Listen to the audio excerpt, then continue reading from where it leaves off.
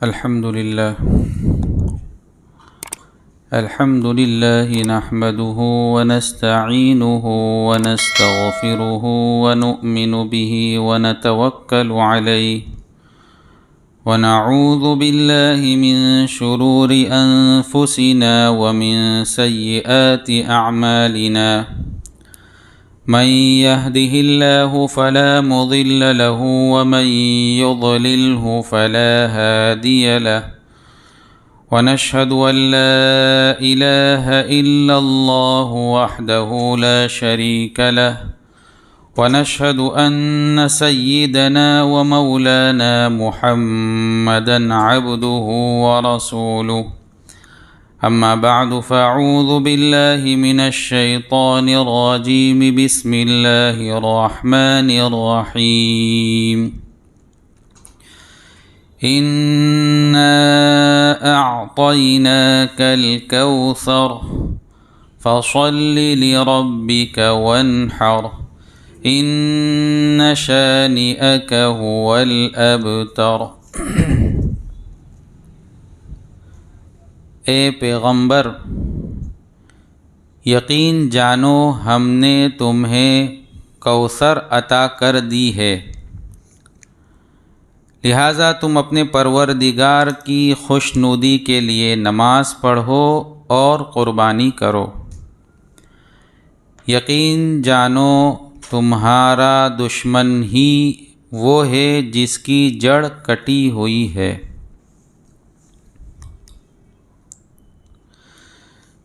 یہ قرآن شریف کی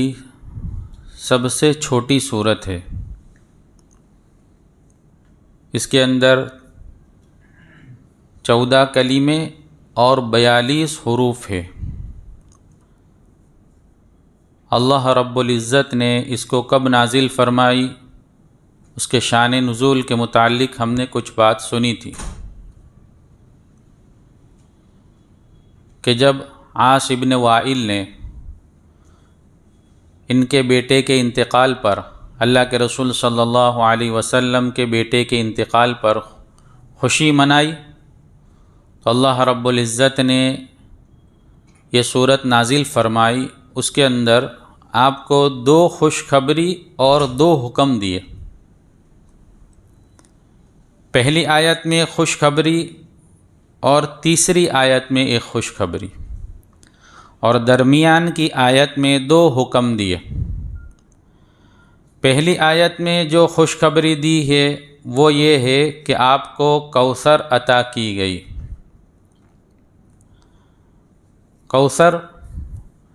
کوثر کے اصل معنی ہوتے ہیں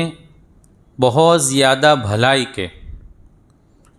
یعنی اللہ رب العزت نے آپ کو بہت زیادہ بھلائی عطا فرمائی۔ وہ بھلائی دنیاوی اور اخروی تمام قسم کی بھلائیاں مراد ہیں، کہ آپ کو دنیا کی بھی بھلائیاں عطا فرمائی، آپ کو نبی بنایا، آپ کو قرآن شریف عطا فرمایا، ایک بڑی امت عطا فرمائی، اور اخروی بھلائی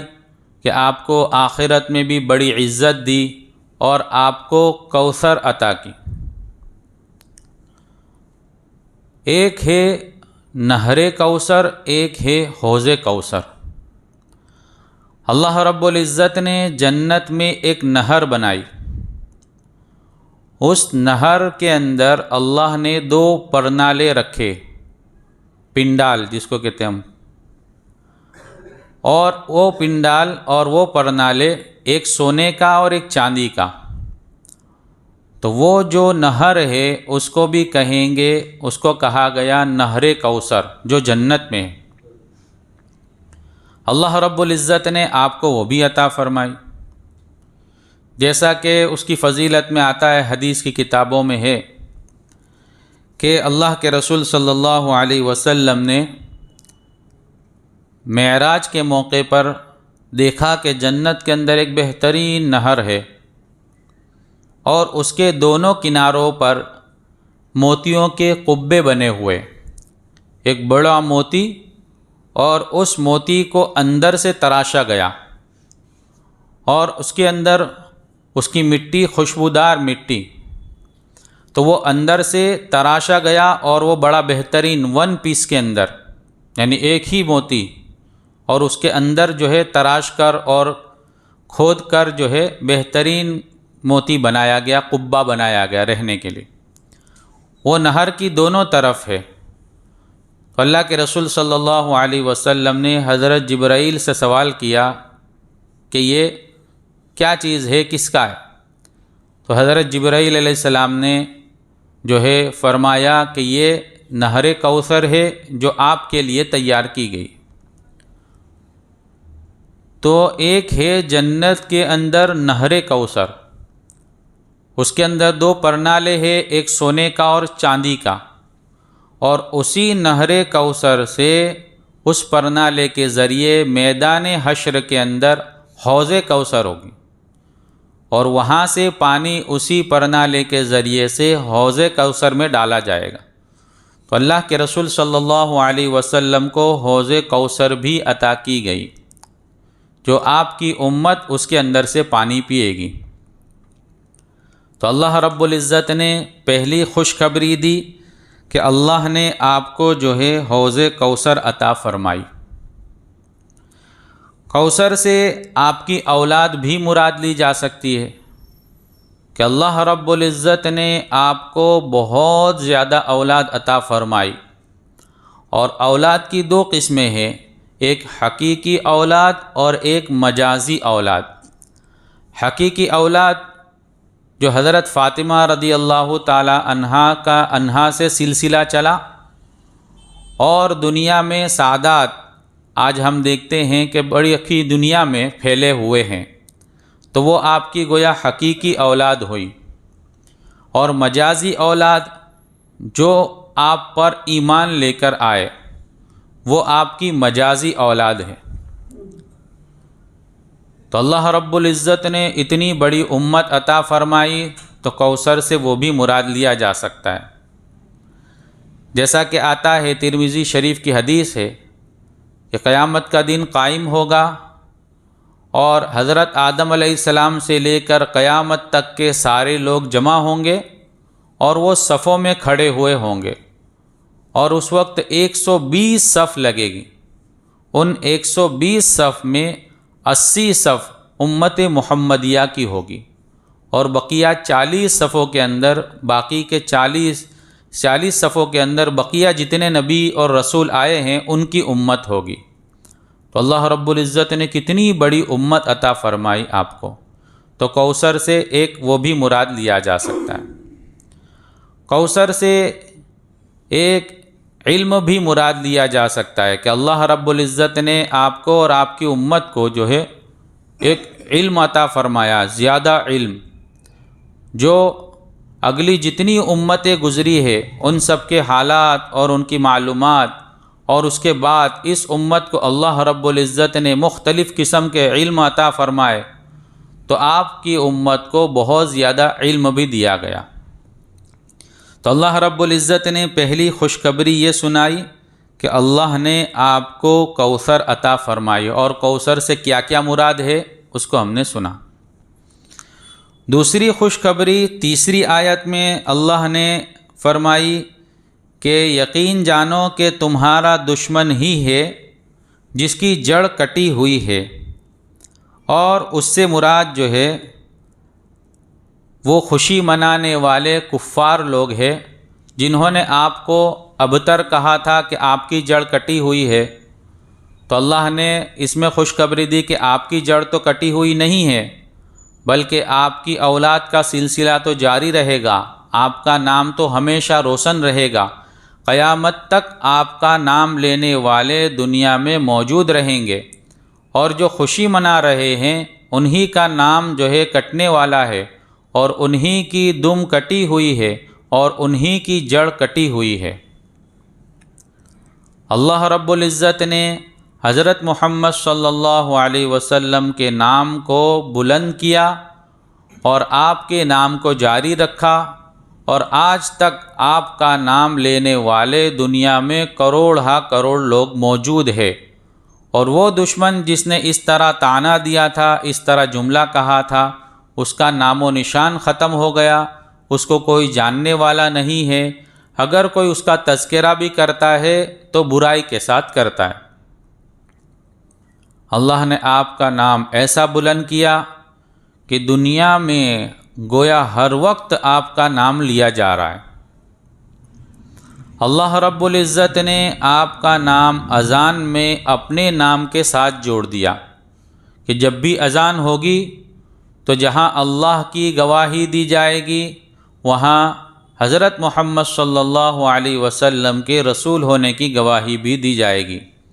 اللہ کے نام کے ساتھ آپ کا نام بھی لیا جائے گا۔ اور اللہ نے دنیا کا نظام اس طرح بنایا کہ ابھی ہم دیکھ رہے ہیں کہ ہمارے یہاں جب سورج ڈوب رہا ہے تو کسی اور جگہ سورج نکل رہا ہے، کہیں دوپہر ہے تو دوسری جگہ کہیں رات ہے، تو ہر وقت جو ہے فجر کا وقت ہمارے یہاں ہے تو کہیں ظہر کا وقت ہے، کہیں ظہر کا وقت ہے تو کہیں عصر کا وقت ہے۔ پوری دنیا کا نظام اس طرح اللہ نے بنایا کہ دنیا میں ہر وقت کوئی نہ کوئی نماز کا وقت ضرور ہے اور اذانیں دی جا رہی ہے۔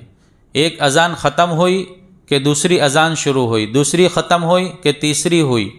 پوری دنیا کا نظام اس طرح بنایا کہ ہر وقت گویا اذانیں ہو رہی ہے۔ کوئی ایک تھوڑی دیر کے لیے بھی ایسا وقت نہیں آتا کہ اذان نہ ہو رہی ہو، نماز کا وقت نہ ہو۔ تو اللہ نے آپ ہی کا نام ایسا بلند کیا کہ دنیا کے اندر ہر وقت آپ کا نام لیا جا رہا ہے، کوئی لمحہ کوئی گھڑی آپ کے نام سے خالی نہیں ہے۔ تو یہ اللہ رب العزت نے دو خوشخبری دی، دو حکم دیے۔ وہ درمیانی آیت میں فَصَلِّ لِرَبِّكَ وَانْحَرْ کہ آپ جو ہے اپنے پروردگار کی خوشنودی کے لیے نماز پڑھو اور قربانی کرو۔ اب نماز پڑھو تو اس سے کون سی نماز مراد ہے؟ تو حضرت ابن عباس رضی اللہ تعالیٰ عنہما سے روایت ہے کہ اس سے 5 وقت کی فرض نماز مراد ہے کہ آپ جو ہے 5 وقت کی فرض نماز اپنے وقت پر ادا کرو اور قربانی کرو، یعنی اللہ کے نام پر ذبح کرو۔ نحر اصل میں کہا جاتا ہے اونٹ کے ذبح کرنے کو، لیکن یہاں قربانی مراد لی گئی ہے اس سے۔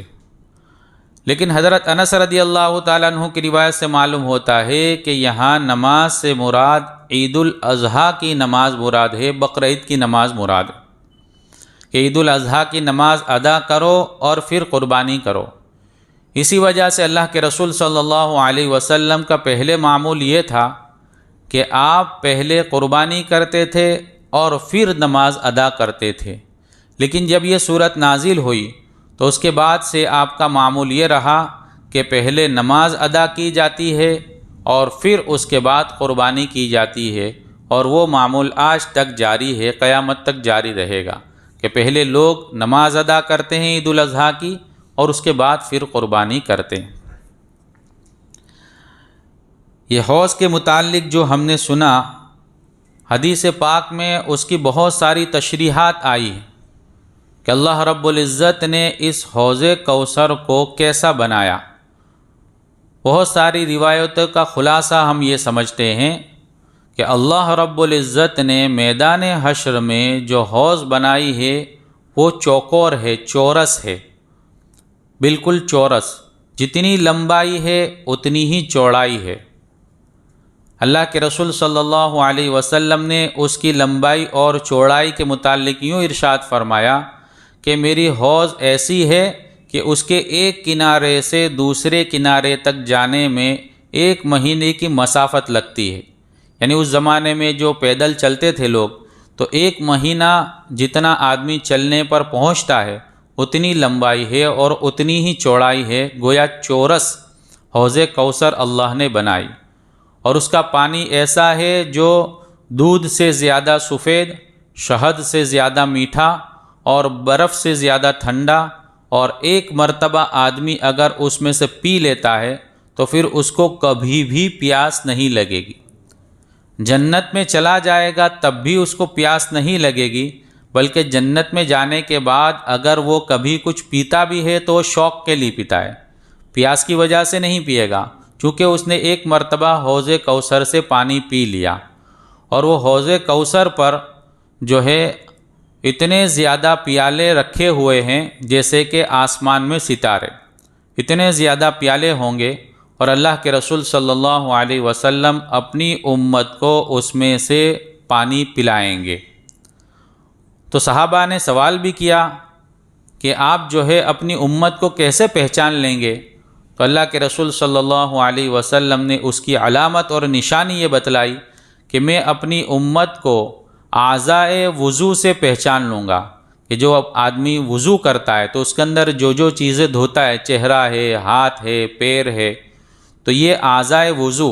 وضو کے اندر جن جن چیزوں کو دھویا جاتا ہے تو قیامت کے دن وہ حصہ چمکتا ہوا ہوگا۔ تو اللہ کے رسول صلی اللہ علیہ وسلم اس چمک کی وجہ سے، اعضائے وضو کے چمک کی وجہ سے پہچان لے گے کہ یہ میرا امتی ہے، اور آپ جو ہے اس کے اندر سے اس کو پانی پلائیں گے۔ ایک موقع پر اللہ کے رسول صلی اللہ علیہ وسلم نے سب کو جمع کر کے جو ہے حوض کوثر کا حال بیان کیا کہ وہ ایسی ہے، اس کے اندر یہ پانی اس طرح کا ہے اور ایسا ہے۔ اس طرح بیان فرمانے کے بعد اخیر میں اللہ کے رسول صلی اللہ علیہ وسلم نے فرمایا کہ اس کے اندر سے سب سے پہلے فقراء مہاجرین پانی پئیں گے، اس کے اندر سب سے پہلے فقراء مہاجرین پانی پئیں گے۔ تو صحابہ کرام نے عرض کیا کہ اللہ کے رسول، وہ فقراء مہاجرین کا حال بیان فرما دیجئے کہ وہ کون لوگ ہوں گے۔ تو آپ نے جو ہے ان کی کچھ علامتیں بیان فرمائی کہ وہ فقراء مہاجرین ایسے ہوں گے کہ ان کے سروں کے بال بکھرے ہوئے ہوں گے، اور ان کے چہرے بھوک اور تھکن اور محنت کی وجہ سے بدلے ہوئے ہوں گے، اور وہ لوگ ایسے ہوں گے کہ ان کے لیے بادشاہوں کے دروازے نہیں کھولے جائیں گے، اور وہ ایسے ہوں گے کہ ان کے لیے ان کے نکاح میں عمدہ اور خوبصورت عورتیں نہیں دی جاتی ہوگی، اور وہ ایسے ہوں گے کہ دوسروں کا حق وہ پورا ادا کرنے والے ہوں گے، اور وہ ایسے ہوں گے کہ اپنا حق وصول کریں گے لیکن اس میں سے کچھ اپنا حق چھوڑ بھی دیں گے۔ یہ صفات جو ہے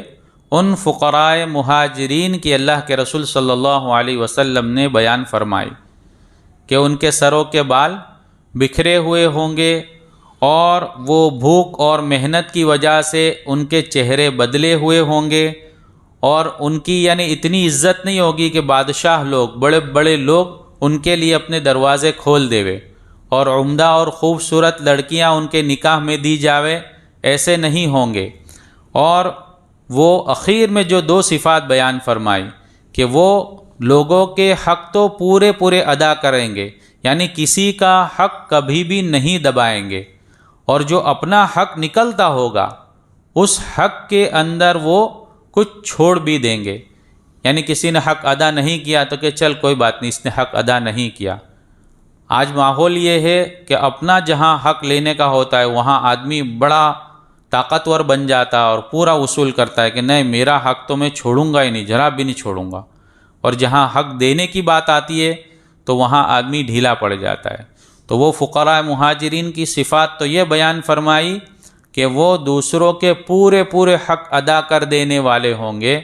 اور اپنا حق کچھ نہ کچھ چھوڑ دینے والے ہوں گے۔ تو یہ مختصر طور پر حوض کا تذکرہ اور اللہ کے رسول صلی اللہ علیہ وسلم کو اس میں خوشخبری سنائی گئی وہ، اور اللہ نے اس میں دو حکم دیے کہ نماز کو پڑھو اور قربانی ادا کرو۔ اس کے اندر ایک سبق یہ بھی ہے کہ جب بھی ہمیں کسی دشمن کا خوف ہو، کوئی دشمن ہمیں ستا رہا ہو، تو اس وقت اللہ کی مدد حاصل کرنے کے لیے دو چیزیں ہیں، اور وہ یہ ہے کہ نماز کو پڑھو اور اللہ کے راستے میں قربانی کرو، تو اس کے ذریعے سے دشمن کے اوپر ہمیں غلبہ مل سکتا ہے، فتح مل سکتی ہے۔ اللہ رب العزت ہمیں سمجھنے کی عمل کی توفیق دے۔